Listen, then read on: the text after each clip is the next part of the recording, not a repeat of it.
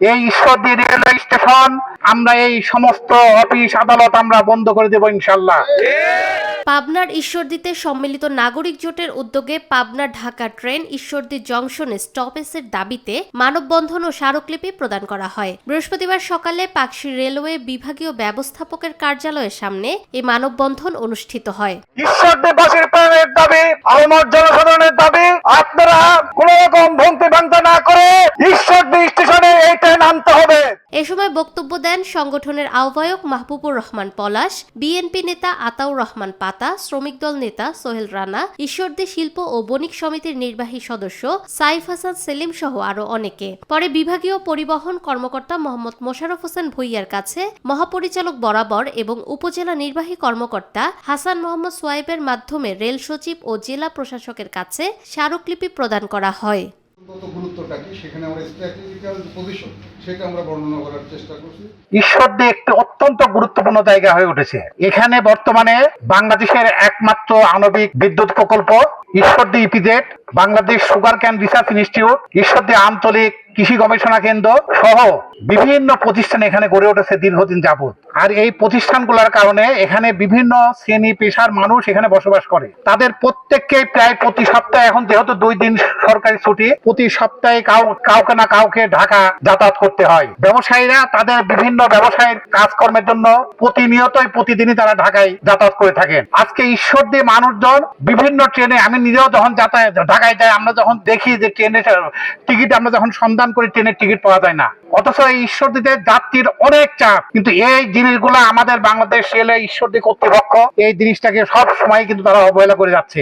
আজকে যখন পাবনা থেকে পাবনা ঢাকা একটি রেল যখন চালু হতে যাচ্ছে, সেই ট্রেনটি মাঝগ্রাম স্টেশন হয়ে ঢাকা যাবে। আমাদের পূর্ববর্তী বক্তা কয়েকজন বলেছেন মাত্র কয়েক মিনিটের ব্যবধান। তো এটা ঈশ্বরদী আসতে পারে, ঈশ্বরদীতে অনেক প্যাসেঞ্জার হবে ইনশাল্লাহ, আমরা বিশ্বাস করি। তাই আমরা এই রেল কর্তৃপক্ষের কাছে আমরা দাবি জানাতে চাই যে এই ট্রেন চালু হওয়ার পূর্বেই এই ঘোষণা দেওয়া হোক যে ট্রেনটি ঈশ্বরদী জংশন স্টেশন থেকে যাতায়াত করবে। যদি না হয় আমরা ঈশ্বরদীর সর্বস্তরের মানুষজনকে সঙ্গে নিয়ে এই ঈশ্বরদী রেলওয়ে স্টেশন আমরা এই সমস্ত অফিস আদালত আমরা বন্ধ করে দেব ইনশাল্লাহ।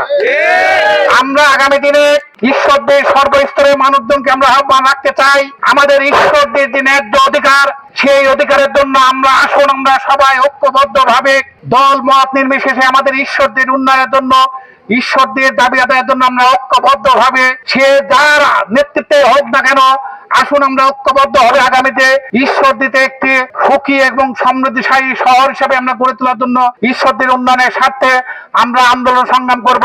আমি আর বেশি আমার কথা বাড়াতে চাই না।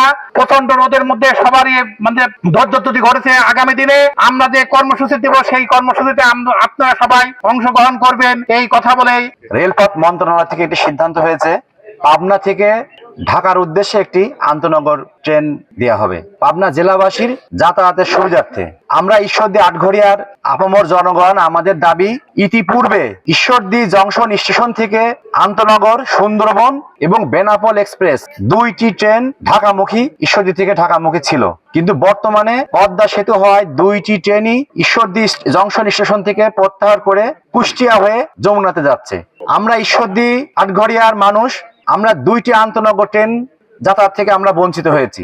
আমাদের দাবি, ঈশ্বরদী একটি গুরুত্বপূর্ণ থানা, এখানে ইপিজেডের মতো গুরুত্বপূর্ণ প্রতিষ্ঠান, আণবিকের মতন একটা গুরুত্বপূর্ণ প্রতিষ্ঠান, পাশাপাশি বাংলাদেশ রেলওয়ের একটি বড় ডিভিশন এই পাকশীতে, সারা বাংলাদেশ সবচেয়ে বড় ডিভিশন পাকশী, যেটা ঈশ্বরদীর মধ্যে অবস্থিত। অতএব অবস্থান ভেদে ঈশ্বরদী জংশন স্টেশনের গুরুত্ব অনেক বেশি। আমাদের যাতায়াতের সুবিধার্থে আমরা যে পাবনা থেকে যেই আন্তনগর ট্রেনটি ঢাকার উদ্দেশ্যে ছেড়ে যাবে, আমাদের সকলের দাবি, আমাদের সংগঠনের পক্ষ থেকে আমাদের দাবি, আমরা যেন এই পাবনা থেকে যে ট্রেনটি ঢাকামুখী যাবে, এই ট্রেনটি যেন ঈশ্বরদীতে স্টপেজ দিয়ে যেন ঢাকাতে যায়, এটা আমাদের প্রাণের দাবি। পাবনা থেকে একটি ট্রেন ঢাকার উদ্দেশ্যে রওনা দিবে, সেইটা মাঝগ্রাম স্টেশন পর্যন্ত এসে ওখান থেকে ব্যাক করবে। কিন্তু মাঝগ্রাম একটি অত্যন্ত প্রত্যন্ত অঞ্চল, যেখানে ঈশ্বরদীর থেকে যে জায়গায় রাশিয়ানরা বাস করে, রূপপুর আছে, আণবিক আছে এবং ইপিজেড আছে, বিভিন্ন শ্রেণীর লোক, ব্যবসায়ীরা অত দূর যে যাতে আসতে অনেক কষ্ট হবে। তাই আমাদের অবিলম্বে দাবি, ঈশ্বরদীবাসীর প্রাণের দাবি, আমার জনসাধারণের দাবি, কোন রকম ভঙ্গি ভাঙতে না করে ঈশ্বরদী স্টেশনে এই ট্রেন আনতে হবে, না হলে অবিলম্বে ঈশ্বরদী স্টেশনকে আমরা অচল করে দেব এবং ঈশ্বরদী শহরে আমরা মানববন্ধন করব, বিভিন্ন জায়গায় মানববন্ধন করে আমরা এই ট্রেনকে অবশ্যই ঈশ্বরদী আনবো।